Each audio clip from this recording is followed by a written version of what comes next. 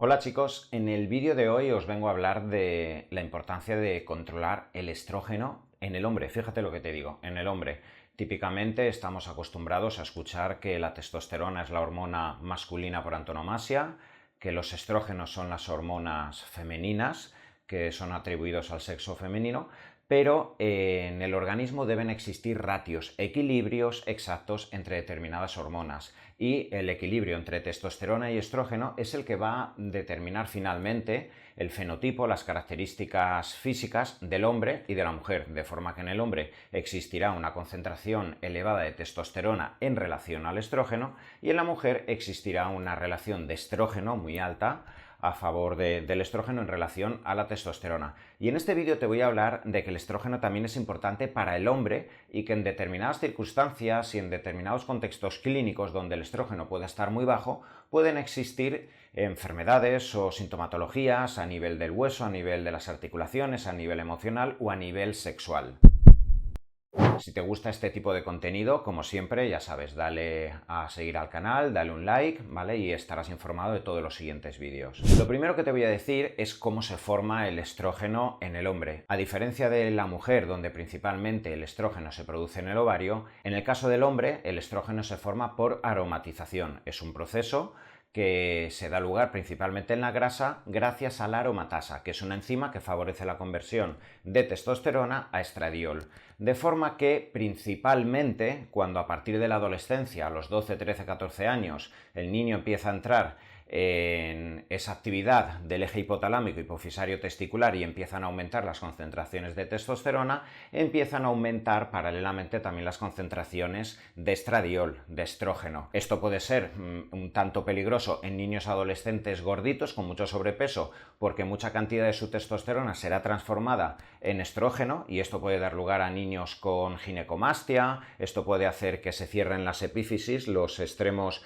distales de los huesos antes de tiempo y que los niños tengan una talla corta. Ese exceso de estrógeno puede afectar incluso a su aspecto cognitivo, etc. Pero a lo largo de la vida, la cantidad y la concentración de estrógeno en el caso del hombre debe estar más o menos ya equiparable a una concentración de testosterona elevada. ¿Qué pasará en el caso de hombres, sobre todo a partir de los 35-40 años, que van perdiendo masa muscular, que van aumentando grasa abdominal, que van teniendo patologías metabólicas como la resistencia a la insulina, como el síndrome metabólico, inflamación crónica de bajo grado, que como consecuencia de la lipoinflamación, es decir, la acumulación de grasa abdominal y mayor actividad de la aromatasa, irá bajando la cantidad de testosterona, irá aumentando la cantidad de estrógeno, y esto es lo que hace que a partir de los 40-50 años vayamos viendo hombres con un aspecto incluso un poco más femenino. Empiezan a perder un poco más de vello, la barba ya no es tan fuerte, se empieza a tener cierta disfunción eréctil, va bajando la libido,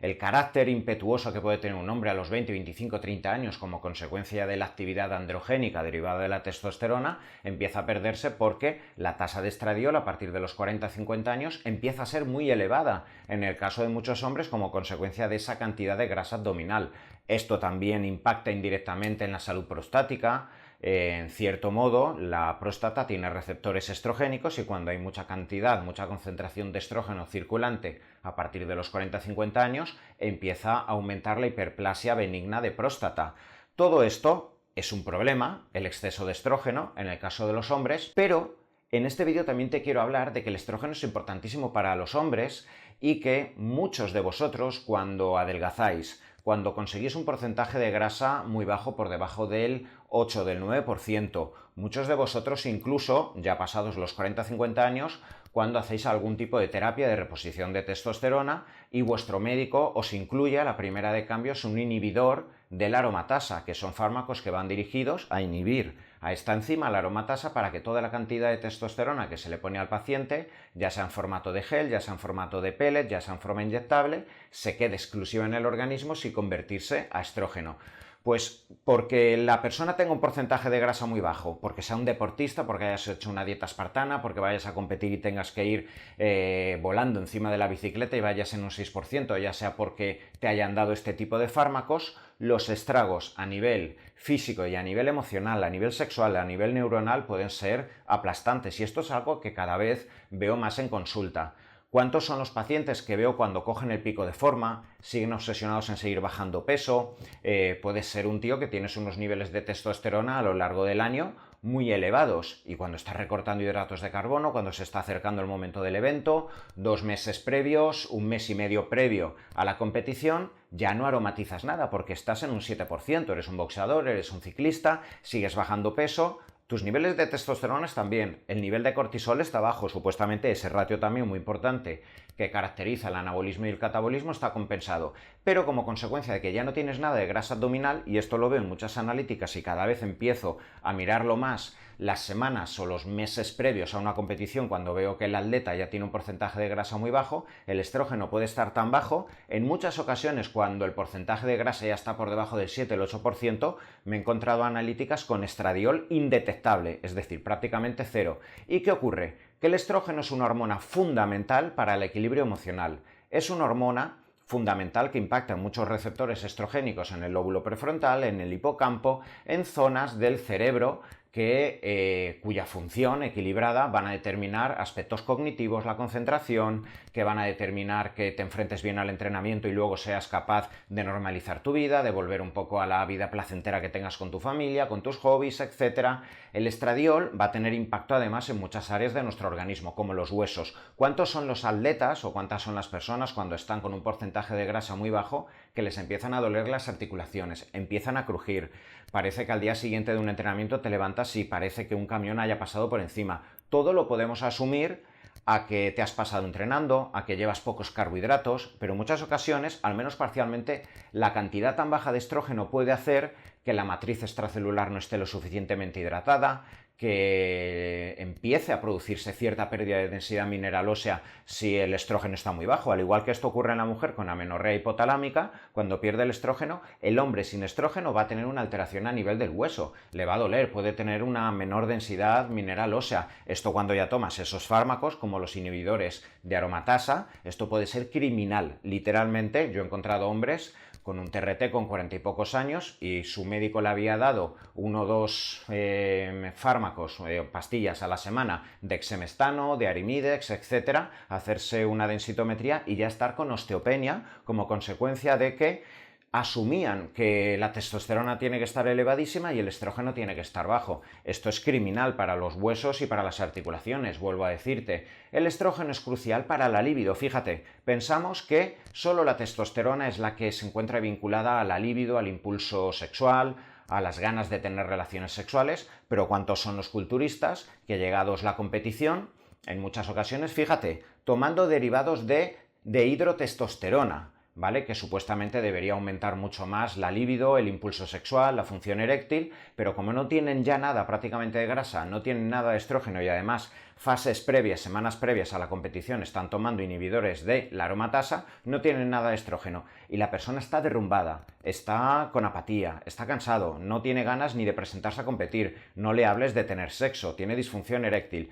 y se ha comprobado que, por un lado, el estrógeno impacta mucho también en áreas sexuales y es importante tanto para hombre como para mujer que haya un ratio equilibrado de testosterona-estradiol para tener líbido, para tener alegría, para que exista dopamina, pero es que el estrógeno también es inductor junto a la testosterona de la producción de óxido nítrico. Por eso es tan beneficioso tener unas concentraciones adecuadas del estradiol para la actividad vasodilatadora de las arterias. Esto va a ser bueno para todo tu sistema cardiovascular periférico, pero evidentemente también para tener una función eréctil cuando tengas que tener relaciones sexuales. Así que, como siempre que os hablo de la homeostasis, del equilibrio que tiene que existir entre insulina, entre glucagón, entre dopamina, entre serotonina, entre testosterona y cortisol, entre anabolismo, catabolismo, muy importante. Si eres mujer, ya te he hablado en muchas ocasiones de que también tienes que tener testosterona para tu anabolismo, para las relaciones sexuales, para crear masa muscular, para tener energía. Pero si eres hombre, por favor, no tengas un reduccionismo tan extremo de pensar que tienes que tener tu testosterona alta, solo te mires en las analíticas la testosterona y cuando estés bajando de porcentaje de grasa, vayas a hacerte las analíticas, veas que tu testosterona está alta y creas que por ello puedes seguir recortando, entrenando más, etc. Porque puede ser que te lleves luego un susto porque el estradiol te baje tanto prácticamente a cero, que es lo que ocurre cuando el porcentaje de grasa está muy bajo, y luego empieces a tener estos signos clínicos, la depresión, la apatía, la falta de líbido, y cuidado si estás en una terapia de reposición de testosterona, y directamente te dan estos fármacos. Yo solo lo haría con una analítica donde se verifique que realmente esta cantidad de estradiol está muy elevado, ya tienes signos como que te está picando un poco el pezón, tienes algo de ginecomastia, el PSA te ha aumentado un poco como consecuencia de ese aumento de estradiol, y quizás se puede valorar o inhibidores de la aromatasa, como el exemestano, como el anastrazol, etc., o incluso algunos suplementos, principios activos naturales, como el dindol-metano, el sulforano, el indol 3-carbinol, son derivados del brócoli, funcionan muy bien eliminando en cierto modo el exceso de estrógeno, lo puedes incorporar en tu día a día. Yo suelo empezar con muchos de estos fármacos en mis pacientes sin necesidad de ir a estos fármacos que son mucho más potentes y con efectos secundarios más graves. Pues hasta aquí te habría hablado de la importancia del estrógeno también en el hombre. Fíjate lo que te he dicho, también en el hombre. Acordaos siempre de la importancia de los ratios testosterona-estradiol. Id a vuestro médico para poder verificar unas analíticas hormonales en caso de que os encontréis mal, tengáis síntomas de andropausia, de hipogonadismo, etc. E ir valorando siempre estos ratios con el tratamiento posterior que se os vayan a dar. Si os ha gustado este vídeo y quieres estar al corriente de vídeos alrededor de la temática hormonal, del metabolismo, etc., suscríbete al canal, dale a la campanita y estarás informado de los siguientes vídeos.